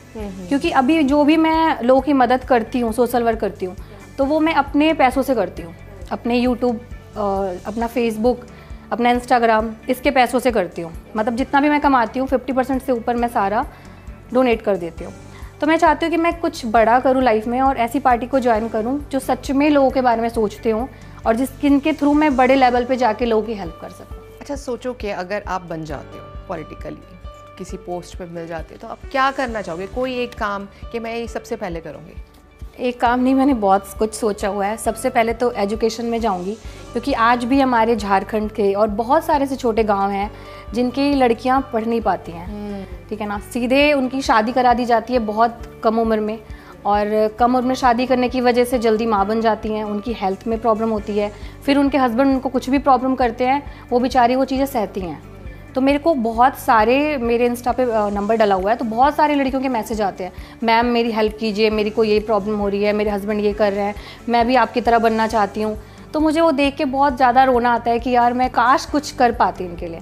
तो अगर जब भी मैं कुछ अच्छे लेवल पे जाऊंगी और अच्छा कुछ बनूंगी तो मैं बड़े लेवल पे सबसे पहले एजुकेशन और बड़े लेवलों में शादियाँ, मतलब जिनको भी जो प्रॉब्लम्स आएंगी तो मैं चाहती हूँ कि मेरे बस में जो चीज़ हो तो मैं वो पूरा करूँगी। बहुत ही अच्छी थॉट है और मैं तो प्रे करूंगी कि आप जल्दी से उस मुकाम पे पहुंचे और थैंक यू सो मच। लड़कियां और जो औरतें या फिर जो भी नीडी है उसकी आप हेल्प करें। मैं जानती हूँ ये थोड़ा सा टची टॉपिक है, तो आप अपने पापा को मिस करते हो? बहुत ज़्यादा याद आती है उनकी? बहुत ज़्यादा याद आती है। कौन सी एज में? मैं छोटा ਸੀਗਾ बहुत ज़्यादा, 7 ਸਾਲਾਂ ਦਾ ਸੀਗਾ ਜਦੋਂ ਫਾਦਰ ਮੇਰੇ ਐਕਸਪਾਇਰ ਹੋ ਗਏ। ਤੇ ਕਹਿੰਦੇ ਨਾ ਇੱਕ ਬੱਚੇ ਨੂੰ ਆਪਣੇ ਪਿਓ ਦਾ ਸਹਾਰਾ ਹੁੰਦਾ। ਅੱਜ ਮੈਂ ਕੁਝ ਵੀ ਬਣ ਜਾਵਾਂ ਲੇਕਿਨ ਮੈਨੂੰ ਉਹ ਕਮੀ ਬਹੁਤ ਮਹਿਸੂਸ ਹੁੰਦੀ ਆਲਵੇਜ਼। ਮੈਂ ਚਾਹੁੰਦਾ ਜਦੋਂ ਵੀ ਮੈਂ ਉਸ ਸਟੇਜ 'ਤੇ ਆ ਕੇ ਆਵਾਂ ਤੇ ਮੇਰੇ ਲਈ ਮੇਰੀ ਮਾਂ ਨੇ ਬਹੁਤ ਕੁਝ ਕੀਤਾ, ਅੱਛੇ ਤਰੀਕੇ ਨਾਲ ਕੀਤਾ। ਉਹਨੇ ਮੈਨੂੰ ਬਹੁਤ ਵੱਡਾ ਕੀਤਾ, ਮੇਰੀ ਜ਼ਿੰਦਗੀ 'ਚ ਮੈਨੂੰ ਸਟੱਡੀ ਕਰਾਈ, ਸਾਰਾ ਕੁਝ, कोई चीज़ की कमी नहीं छड़ी। लेकिन मैं डैड ਨੂੰ बहुत मिस करता ऑलवेज। मैं चाहता सी कि हर बच्चे ਨੂੰ चाह ਹੁੰਦਾ थोड़ा कि ये ज़िंदगी का चाह सीगा। कोई नहीं, वो ऊपर से भी देख रहे होंगे ना तो बहुत प्राउड फील कर रहे होंगे। बिल्कुल बिल्कुल, बहुत ज़्यादा प्राउड फील कर रहे होंगे। कल्याण ने बहुत टाइम गुजारा तो जिंदगी थोड़ा था मैं उन्होंने मिस कर और जिथे रब उन्होंने बहुत सुखी रखे। तो जब मैं जेड़े मुकाम पे पहुँचा तो बस वही मेरे नाल है, मेरी बात। मैं समझ सकती हूँ कि एक सिंगल मदर होके उन्होंने बेटे को पालना और सारी चीज़ें करना बहुत डिफ़िकल्ट है। और वो भी एक पंजाब छोटा ही है या किसी पिंड से आप बिलोंग करते होंगे ज़रूर, और वहाँ बहुत सारे चैलेंजेस होते हैं और उसमें भी बच्चे को अपना आगे निकालना, सपोर्ट करना बिना हस्बैंड के बहुत ही डिफ़िकल्ट रहता है। छोटे होंदे सीगे ते जदों छोटा सीगा इन्हां नहीं पता सी, लेकिन थोड़े टाइम बाद पता लगा कि डैडी है। तो फिर वो बाद मॉम मेरी 35 साल बाद पंजाब गई, वो भी मैं लैके गया। जब उन्होंने लग्या तो अपने परिवार नाल मिली और लॉन्ग डिस्टेंस सीगा बहुत। तो मैं चाहुंदा कि मैं इन्नी तरक्की कर जावां ते अपनी मां नूं पूरी जिंदगी हर वर्ल्ड घुमावां, जिहड़ी ओहदी इच्छा उस टाइम नहीं पूरी हो सकियां वो मैं पूरियां करा। तो नहीं नहीं, इंशाल्लाह हम आपके न्यू सॉन्ग्स का भी वेट करें और आपको, मेरे को पता है आप अपनी फैमिली को और अच्छे से प्राउड कराओगे और हर जगह नाम सिर्फ नीर नीर का होगा। नीर नीर नीर। यही परमात्मा तो साडी मेरी भी दुआ है ते मैं मेरी मां दी दुआवां में यही कहंदी है कि बस ओदियां दुआवां करके आगे जाना। माहौल बहुत ही इमोशनल हो गया है, इसको थोड़ा सा ठीक करते हैं। प्रियंका, हाँ जी, ये बताओ आपको दिल्ली का माहौल कैसा लगा? जब मैं झारखंड से दिल्ली आई थी तो मेरे लिए तो ऐसा था कि जैसे एक बंदे को एकदम से कहीं किसी गुफा से निकाल के खुले समुद्र के बीच में छोड़ दिया जाए। क्योंकि हमारे झारखंड में ऐसा होता है कि हम बालकनी में भी खड़े नहीं होने देते लड़कियों को। मेरे घर में बहुत स्ट्रिक्ट माहौल था, मेरे पूरी फैमिली की, नहीं बालकनी में नहीं जाना है, बड़े हो गए हो अब अंदर रहना है, बाहर जा रहे हो जीन्स नहीं पहनना है, सूट पहनना है। तो बहुत ज़्यादा इन चीज़ों की प्रॉब्लम थी। तो यहाँ पे जब मैं आई तो स्टार्टिंग में मैं वैसे ही रहती थी, बट मेरी मम्मी पापा ने यहाँ पे आने के बाद उन्होंने अपनी सोच बदली और सोच बदलने के बाद मुझे पूरा छूट दिया। आज मेरी मम्मी खुद कहती है ये क्या पहना हुआ है, ऐसे कपड़े पहनना। तो बड़े शहर में जब मैं आई तो इस चीज़ का बहुत फ़ायदा हुआ मेरे पेरेंट्स के सोच पे। सर्कल भी बना है यहाँ पर? सर्कल बहुत है यहाँ पे। किटी पार्टी का सर्कल है आपका? हाँ जी, किटी पार्टी का सर्कल है, मैंने करा था ज्वाइन, बट मुझे लगा बस ये हवाबाजी होती है गर्ल्स की, कोई इसमें प्रॉफिट नहीं है। जस्ट मेकअप करो, ड्रेसअप करो और वीडियोस बनाओ, रील बनाओ और बस इंस्टाग्राम पे डालो। अच्छा, शो ऑफ था ये और इसमें कुछ भी नहीं था। तो बस स्टार्टिंग में मैं आई थी तो मैं खुद झूठ के बोलूँ, मैं स्टार्ट किया था किटी। तो थोड़े टाइम बाद मुझे इसकी हकीकत पता चली तो बस मैं वहाँ से निकल गई। मैंने कहा नहीं, मुझे नहीं करना अब क्योंकि मुझे दिखावे वाली ज़िंदगी जीना स्टार्टिंग से पसंद नहीं है। जो मैं हूँ वो मैं रियल हूँ। ऐसे क्या दिखावे वाला लगता है आपको उनमें? दिखावा बहुत ज़्यादा है दिल्ली में। करते मेरा क्या, ऐसे क्या चीज़ क्या करते हैं आप? मैंने, चलो मैं इस बात पे बोलती हूँ, ये थोड़ा डीप हो जाएगा बट बताती हूँ। मैंने अपनी खुद फ्रेंड सर्कल में देखा है, रेंट पे रह रहे हैं, ठीक है ना, बट उनके पास गाड़ी 15 लाख की 20 लाख की गाड़ी लेके घूम रहे हैं। और ये चीज़ हमारे जो झारखंड में है, उनके पास करोड़ों की संपत्ति पड़ी है, बट साइकिल में घूम रहे हैं, स्कूटी पे घूम रहे हैं, बाइक पे घूम रहे हैं, डाउन टू अर्थ। हाँ, तो वहाँ पे दिखावे वाली कुछ है ही नहीं। नॉर्मल लाइफ जीना है, कोई क्लबिंग नहीं, कोई कुछ नहीं, घर पे खाना जो बन रहा है वो खाना है, वीकेंड्स पे एक बार बाहर जाना है मूवी देखने। पर यहाँ पे टोटली दिखावा, मतलब सबके लिए नहीं बोल रही, बट कुछ लोग ऐसा हैं जो सोशल मीडिया पे दिखाने के लिए ये सब दिखावा करते हैं। अच्छा, तो एक बात बताओ, आपको लगता है कि ये लोग मोनोपोली भी करते हैं?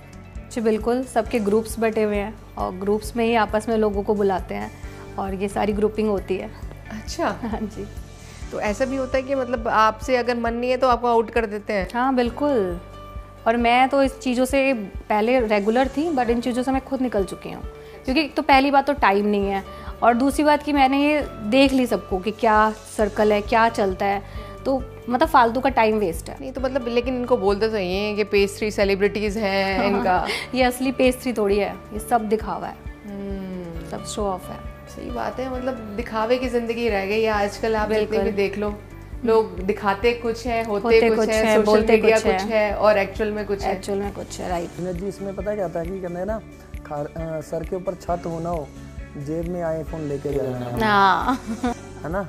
तो पहले अपने घर की छत कर लो प्रॉपर, उसके बाद आईफोन खरीदना। आईफोन ये चीज़ लोग समझते नहीं है, समझते नहीं है। खाली दिखावे के पीछे ना अपना सारा खत्म कर देना मनी, और उसको टाइम वेस्ट भी कर रहे हैं। वो जो टाइम तुम वहाँ लगा रहे हो, कुछ अपने बारे में लगाओ, अपने लिए लगाओ, तो तुम यहाँ से कहाँ पहुँच जाओगे। यहाँ पे गॉसिप होना, उनकी बातें, उसकी बातें, उसने ये किया, उसने ये किया, यही सारा चीज़ चलता है। तो मैं इन चीज़ों से भी थोड़ा आउट ही हो गई हूँ। मैं कहा ठीक है। जब हम किसी पार्टी में जाते हैं ना, तो कंट्रोवर्सी चलती है और जेलसी ज़्यादा रहती है। सपोर्टिंग नहीं, हमारे फील्ड में थोड़ा ज़्यादा है। सपोर्टिंग नहीं होता। अगर एक अच्छा आर्टिस्ट है, आप उसको सपोर्ट करो, ठीक है, और नहीं भी है तो भी उसको अच्छा आर्टिस्ट बनाने की कोशिश करो कि वो अच्छा बने। अगर इस सर्कल में कोई अच्छा कर रहा है ना, तो इन्हीं ग्रुप वाले आपको ऐसे बोलेंगे, ग्रुपिंग करेंगे, बातें करेंगे कि यार ये ऐसा, ये इसलिए कर रहा होगा, ये उसलिए कर रहा होगा, मतलब वो खुद ही आपको नीचे गिराएंगे, डिग्रेड। हाँ, और बातें फैलाएंगे मार्केट में। तो ये काम है, और इन चीज़ों से मुझे फ़र्क नहीं पड़ता, बिल्कुल नहीं पड़ता। क्योंकि जीनत जी क्या कहते हैं कि जैसे अब मैं प्रियंका जी को जानता हूँ और प्रियंका जी मुझे जानती हैं और मैं जीनत को जानता हूँ, तो जीनत और प्रियंका को और नीर को पता होगा कि हम कैसे हैं। लेकिन तीसरा बंदा अगर आपके आके बोल रहा है कि नीर ऐसा है, तो वो आपके लिए भी गलत है। सुनना और बोलना उसके लिए ठीक रहता है, क्योंकि वो तो अपना काम कर गया जो उसने करना है, वो तो घुमा गया। लेकिन लड़ाई किसने होगी? आप मेरे में। हाँ, फूट डालते हैं बेसिकली, फूट डालते हैं। जो हमें जानते भी नहीं है वो हमारे बारे में बातें कर रहे हैं। तो मेरे साथ बैठे कितना हो, तो मेरे साथ रहे कितना हो, है ना। 1 घंटे भी मुश्किल से हमारे साथ बैठे नहीं हो और तुम हमारे बारे में पूरी हिस्ट्री जानते हो। देखो, किटी का ऐसा सिस्टम हो गया है यहाँ पे। कुछ लोग तो किटी में बहुत अच्छे हैं, बट कुछ लोग ऐसे होते हैं जो कि पूरे किटी का माहौल ख़राब कर देते हैं, और जो अच्छे लोग हैं उनको भी ख़राब कर देते हैं। तो हमारे लिए पहचानना बड़ा मुश्किल हो जाता है कि कौन अच्छे हैं, कौन बुरे हैं। और हमारे जाते ही वहाँ से, मतलब किटी से जैसे लीव होती हो, वहाँ जाते ही हमारी गॉसिप स्टार्ट हो जाती है, और जो अच्छे लोग भी हैं वो भी इन चीज़ों में शामिल हो जाते हैं। तो ये बड़ा फंडा है इन चीज़ों का। तो मैं इस चीज़ों से आउट ही हो गई हूँ कि अब इन चक्करों में नहीं पड़ना है। अच्छा प्रियंका, मैं चाहूँगी कि आप हमारी ऑडियंस को बताएं कि आप जो ये कोलैबोरेशन से और सोशल मीडिया से कितनी अर्निंग कर रहे हैं, और अगर वो लोग करना चाहें तो उनको क्या करना चाहिए? अर्निंग तो मैं नहीं बताऊंगी, नज़र लग जाती है, बट हाँ अच्छा खासा अमाउंट आ जाता है इंस्टा, फेसबुक, यूट्यूब सबसे, और कोलैबोरेशंस भी बहुत आते हैं, तो अच्छा इनकम हो जाता है। और बाकी रही ऑडियंस की बात की, अगर वो इस काम में आते हैं, और जैसे कि आज दिखावा चल रहा है, आप देखते हो मैं यूट्यूब बना रहा हूँ और मैं गाड़ी लेके आ गया, तो कई गाड़ी वाले आपको प्रमोट के लिए गाड़ी दे रहे हैं कि इसको प्रमोट करो। तो ऑडियंस को लगता है यार ये इतने कम टाइम में गाड़ी लेके आ गया, तो मैं भी ये काम करूँगा तो मैं भी गाड़ी खरीद सकता हूँ। देखो, जिसके पास टैलेंट है तो वो सच में आगे जा सकता है, बट जिनके पास टैलेंट नहीं है, वो किसी और फील्ड में टैलेंट है, तो वहाँ पे आजमाए। कुछ भी नहीं, आधा तो फेक है यहाँ पे, ये दिखावे मतलब कहीं ना कहीं तो गुमराह कर रहे हैं ना। बिल्कुल हो रही है ना हमारी ऑडियंस भी, और जो यूथ है वो उनको देख के बिगड़ रही है ना कहीं ना कहीं। तो हाँ जी, सबको लगता है कि यूट्यूबर हैं, रील बना रहे हैं तो बहुत ज़्यादा इनकम है। हाँ, इनकम है, नो डाउट इनकम है, बट सब नहीं कर पाएंगे, सब नहीं कर पा रहे। जिनके अंदर खुद में टैलेंट है, सच में टैलेंट है, जिनका कंटेंट चल रहा है, उनका तो ठीक है, बाकी जिनका चल रहा है वो भी कई चीज़ें हम, जैसे मैं खुद ही हूँ तो मैं कई चीज़ों की प्रमोट करती हूँ, तो ब्रांड आपको ये नहीं बोलता कि आप उनको ये बोलो कि मैं उनको प्रमोट कर रही हूँ। वो ये कहेंगे कि ये मैं यूज़ करती हूँ, मैं ये कर रही हूँ, मैंने आज गाड़ी लिया, मैंने ये आज किया, वो किया। तो ये कई चीज़ें ऐसा होता है कि हम ब्रांड को प्रमोट करते हैं और ऑडियंस सोचती है कि नहीं यार ये यहाँ से लेके आ रहे हैं, ये देखो ये कमा रहे हैं, ये देखो ये कपड़े पहन रहे हैं, ये देखो यहाँ घूम रहे हैं। तो जैसे कि मेरे को कई बार 5 स्टार के होटल्स के कोलैबोरेशन आते हैं, मैं वहाँ भी करती हूँ, तो लोगों को लगता है यार इतना कमा रहे हैं, 5 स्टार में रोज़ घूम रहे हैं। तो ये लोगों को ना थोड़ा सा जो पब्लिक है तो उनकी माइंड सेट नहीं, उनको ये लगता है जो दिख रहा है वो सोचते हैं कि वो रियल है। तो यहाँ से निकलना होगा, उनको देखना होगा कि मेरे अंदर क्या टैलेंट है, मैं किस चीज़ में आगे बढ़ सकता हूँ, अपना टाइम वेस्ट ना करें। और जिनको लगता है कि मैं सच में टैलेंटेड हूँ, मैं इस चीज़ में आगे बढ़ रहा हूँ और मेरा कंटेंट वायरल हो रहा है, तो बिल्कुल बहुत अच्छा काम है ये। तो मतलब फुल टाइम करना चाहिए उनको ये? नहीं देखो, मैं खुद ही बताऊँगी, मैं खुद भी ये फुल टाइम नहीं करती हूँ, बट जितना भी टाइम मिलता है मैं करती हूँ और अच्छा खासा अर्न कर रही हूँ आज, क्योंकि मेरे कंटेंट लोगों को पसंद आते हैं। अच्छा एक बात बताओ, जैसे कोलैबोरेशन के लिए आपके पास प्रोडक्ट आते हैं, सच में आप यूज़ करते हो? हाँ, कई प्रोडक्ट्स ऐसे होते हैं जो मैं सच में यूज़ करती हूँ, और मेरे आप इंस्टा कहीं पे भी देख सकते हो, मैं किसी भी चाइनीज़ प्रोडक्ट को प्रमोट नहीं करती। मैंने साफ बना कर देती हूँ कि नहीं करना, चाहे वो जितना मर्जी अमाउंट दे। कई तो लालच देते हैं, मैम इतने ले लो, आप कर दो, तो मैं चाइनीज़ प्रोडक्ट को कभी भी प्रमोट नहीं करती। बाकी आजकल है कि कोई 5,000 भी दे रहा है ना, तो उसके लिए कोई भी लड़की वो प्रोडक्ट उठा के डाल देती हैं, तो मैं वो नहीं करती। मतलब आप उसको पहले टेस्टिंग करते हो प्रॉपर्ली और हाँ तभी जी, अपनी हाँ ऑडियंस जी, को बताते टेस्ट करने से पहले ही पता चल जाता है, प्रोडक्ट को देख के पता चल जाता है कि अब क्या है प्रोडक्ट, तो वो साफ वहीं पे बना हो जाता है। हो। अच्छा एक लास्ट क्वेश्चन और प्रियंका, सबकी जर्नी में कोई ना कोई एक सपोर्ट पिलर रहता है, तो आपकी सक्सेसफुल लाइफ में मतलब करियर में कौन रहा वो पिलर? हाँ देखो, ज़्यादातर लड़कियों के लिए या तो शादी से पहले उसके पेरेंट्स होते हैं जो उनको सपोर्ट करते हैं, तभी वो आगे जा पाती है, और शादी के बाद उनका हस्बैंड होता है। तो यस, मेरे हस्बैंड ने बहुत ज़्यादा सपोर्ट किया है स्टार्टिंग से ही, हर चीज़ आगे से आगे बढ़कर कि हाँ ये करो, मैं हूँ तुम्हारे साथ। घर वाले मना करते थे, नहीं यहाँ नहीं जाना है, ये नहीं करना है, बट उसने आगे से आगे मेरा साथ दिया है, तो बस उन्हीं का नाम लेना चाहूँगी, उनकी वजह से आज मैं यहाँ तक आई हूँ। अच्छा नीर, एक चीज़ मैं आपसे और पूछना चाहूँगी, हमारी ऑडियंस भी है, बहुत यंग ऑडियंस भी है, कुछ नए अपकमिंग सिंगर्स भी हैं, तो आपकी इंडस्ट्री में ना जैसे बहुत सारी चीज़ें आती हैं कि प्रॉब्लम्स होती हैं, नए सिंगर या नए बच्चे कनेक्ट करना चाहते हैं, कुछ बनना चाहते हैं, लेकिन उनको प्रॉपर ना कनेक्टिविटी या चैनल नहीं मिल पाता, या तो कोई ना कोई बीच में होता है जो उनको गुमराह कर देता है, ऐसे नहीं वैसे नहीं। तो इसका राइट चैनल होता क्या है वैसे प्रॉपर? जैसे कि आपने पूछा, जो न्यू कमर्स अभी आ रहे हैं, इंडस्ट्री में काम करना चाह रहे हैं, उनके लिए सिर्फ मैं ये बोलना चाहता हूँ कि अगर उन्होंने प्रॉपर सीखा हुआ है तो वो अपनी वीडियोस को एज ए हारमोनियम अगर प्ले करते हैं या कोई भी साज उनको अच्छी तरीके से आता है, तो उस जो भी कोई गाना एक उठा लो आप, ठीक है, उसको आप उसका एक छोटा सा वीडियो डालो 2-3 मिनट का, और अपना एक इंस्टाग्राम का, यूट्यूब का चैनल बनाओ। आप उसके माध्यम से भी आगे बढ़ सकते हैं, और आप अपनी वीडियोस को अपने दोस्तों में शेयर करो, ठीक है, जो भी आप गाते हो, जो भी जिस तरह जो भी आप में टैलेंट है, क्योंकि आज के टाइम में सोशल मीडिया एक ऐसा प्लेटफॉर्म दे दिया है, वहाँ पर आप सेल्फ मेड वर्क कर सकते हैं, अपना सेल्फ मेड वर्क कर सकते हैं, और म्यूज़िक को जो भी आपने सीखा है, जितना भी सीखा है, जितना आपको अच्छे से आता है, आप उसको अपना प्रेजेंट कर सकते हैं लोगों के सामने। बाकी लोगों का एक वो होता है कि वो कितना आपको सुनते हैं। आपकी वॉइस में दम होना चाहिए, आपके कंटेंट में दम होना चाहिए, आप क्या गा रहे हैं, लोगों की पसंद क्या है, वो आपको जाननी पड़ेगी। और बात रही कि अगर कोई अपना यूट्यूब चैनल खोलना चाहते तो उसके भी आपके बहुत सारे आपके पास माध्यम हैं, आप उसको किसी भी वेबसाइट पे जाके सर्च कर सकते हैं कि किस तरीके से बनाना। अपना चैनल बनाओ, हर जगह अपना चैनल बनाओ और काम करो। और कंपनी के साथ अगर आप वर्क करना चाहते हैं, जो न्यू कमर है और बहुत अच्छा सीखे हुए हैं, तो आप अपने जितने भी कंटेंट है कंपनी के पास लेके जाओ। जैसे जी म्यूज़िक कंपनी हो गई, टी सीरीज़ हो गई। फिलहाल आपका पहला अभी कोई प्रोजेक्ट नहीं निकला, सपोज करो किसी एक सिंगर का कोई भी प्रोजेक्ट नहीं निकला, उसके पास कंटेंट बहुत अच्छे हैं, ठीक है, आप उसकी डमी रिकॉर्ड्स करा के उनके पास जा सकते हैं। डमी रिकॉर्ड्स करा के आप उनके पास जा सकते हैं, और स्टूडियो में आप उसकी रफ डमी या आप म्यूज़िक के साथ उसको डब कराओ और उसको कंपनीज में देख के आओ। ये पॉइंट नोट करने के लिए आपका कि कैसे आप अप्रोच कर सकते हो और आपको क्या चीज़ करनी है, कैसे डमीज़ बनानी है और अप्रोच करना है कंपनी को। और कंपनी के पास जाओ, आप उनको डमी दिखाओ, उनको जो कंटेंट पसंद आएगा, फिर आप उनसे बात करो कि सर मेरे पास ये मैं आपको क्लियर करके दे दूंगा पूरी डमी को, फाइनल टचअप करके दे दूंगा। आप मेरे को वीडियोस में मेरे को आपकी हेल्प चाहिए, ठीक है। या तो फिर आपकी वॉइस इतनी अच्छी है और आप उनको जानते हैं किसी थ्रू में, तो आप उस कंपनी के पास जाओ। नहीं भी जानते तो भी जाओ, कोई बात नहीं। कहते ना कि हम इंटरव्यू देने जाते हैं, वो हमारा कंपनी में इंटरव्यू होता है, तो हम इंटरव्यू देने जा रहे हैं, उसमें पास या फेल करना उस कंपनी के ऊपर होता है। आप 10 जगह जाओ, 15 जगह जाओ, एक बार आपको सक्सेस ज़रूर मिलती है। अच्छा, कंपनीज वैसे देती हैं डायरेक्ट वर्क? डायरेक्ट वर्क देती हैं अगर आपके कंटेंट अच्छे हैं और कंपनी को भी पसंद आना चाहिए। और जब आपको कंपनी काम दे रही है, आपसे बॉन्ड साइन करा रही है, तो आप उस बॉन्ड को, ये मैं सब ऑडियंस को बताना चाहता हूँ कि आप उस बॉन्ड को बहुत अच्छे तरीके से पढ़ें, क्योंकि उस बॉन्ड में आपके लिए ही सब कुछ होगा। और उस तरीक़ों को पढ़ के आप तब साइन करें, क्योंकि कई बार कंपनीज ऐसी होती हैं जो आपको सपने तो बहुत दिखाती हैं लेकिन आपके काम पूरे करके नहीं देती, ठीक है। मेरे कहने का ये मतलब है कि अगर आप एक अच्छे सिंगर हैं और एक अच्छी जर्नी को आगे लेके जाना चाहते हैं, तो जो बॉन्ड मिलेगा आपको उसको देख के साइन करो।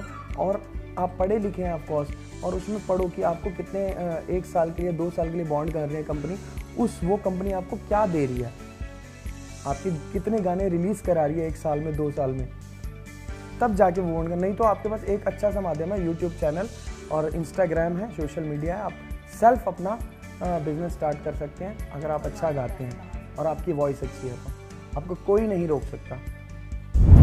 नीर, अब ये बताओ जल्दी से कि हमें आपके नए नए गाने कब सुनने को मिल रहे हैं? इस साल में मैं आप सभी के लिए मेरे 4 गाने आ रहे हैं, ठीक है। टेम्पो गाना जो बहुत ही जल्दी आपके रूबरू करूँगा मैं, और जो कि हमारे जो पहले गाने के प्रोड्यूसर हैं फैज़ कुरैशी जी, वही इसको प्रोड्यूस कर रहे हैं, ठीक है। और आगे के गाने थार हो गया एक, और एक गाना है रंग गोरा, ठीक है। और 2 गाने और हैं हमारे पास, तो हम वो गाने आपके रूबरू इस साल में कर देंगे। तो इस साल आपको बहुत कुछ अच्छा सुनने को मिलेगा। और फिलहाल हम चंडीगढ़ भी जा रहे हैं अपने प्रोजेक्ट्स करने के लिए और भी, ठीक है। तो आपको बहुत सारी चीज़ें आपको देखने की मिलेंगी, और आपको सपोर्ट करना, आपको प्यार करना है। आपका प्यार हमारे लिए ज़रूरी है। हमारे साथ प्रियंका बैठी हैं, इनको भी आपका सपोर्ट चाहिए, मुझे भी चाहिए। और पूरी टीम ने बहुत मेहनत करी है, और आगे भी हम आपके लिए बहुत अच्छी चीज़ें लेके आएंगे।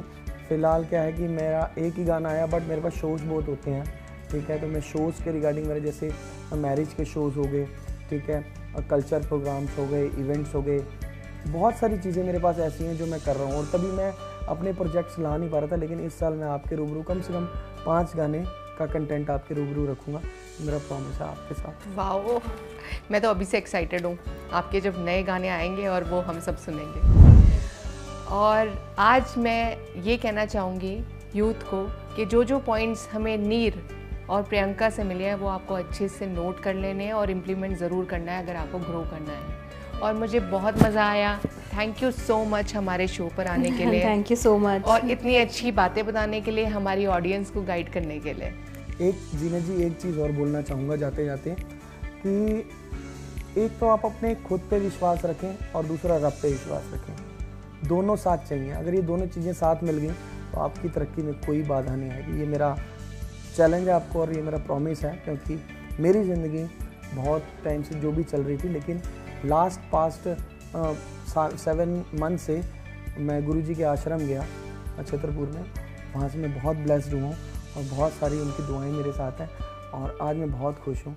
तो आप भगवान पे भी भरोसा रखें और अपने काम पे भी भरोसा रखें, ताकि वही आपको तरक्की दिला सकते हैं और कोई नहीं दिला सकता। जाते जाते मैं चाहूँगी नीर, एक छोटी सी रिक्वेस्ट है आपसे कि 2 लाइन्स और हो जाए एक अच्छे से गाने की। ज़रूर ज़रूर।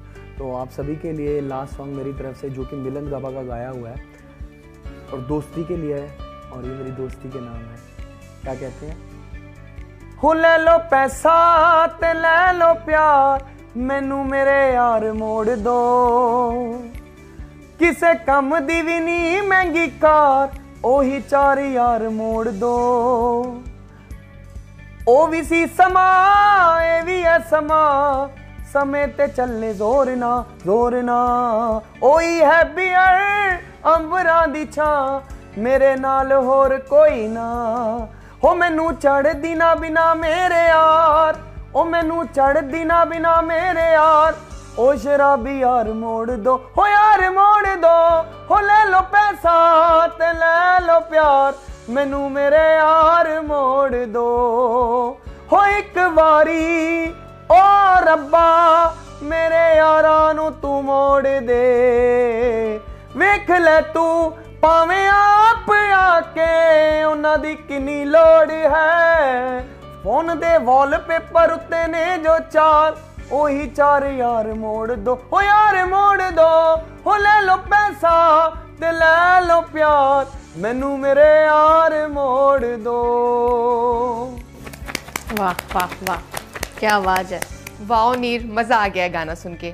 और हमारी पूरी टीम बॉलीवुड फ्राइडे की तरफ से आपको बेस्ट ऑफ लक आपके न्यू सॉन्ग्स के लिए, और हम चाहते हैं कि वो आप खूब तरक्की करो, और प्रियंका आप भी।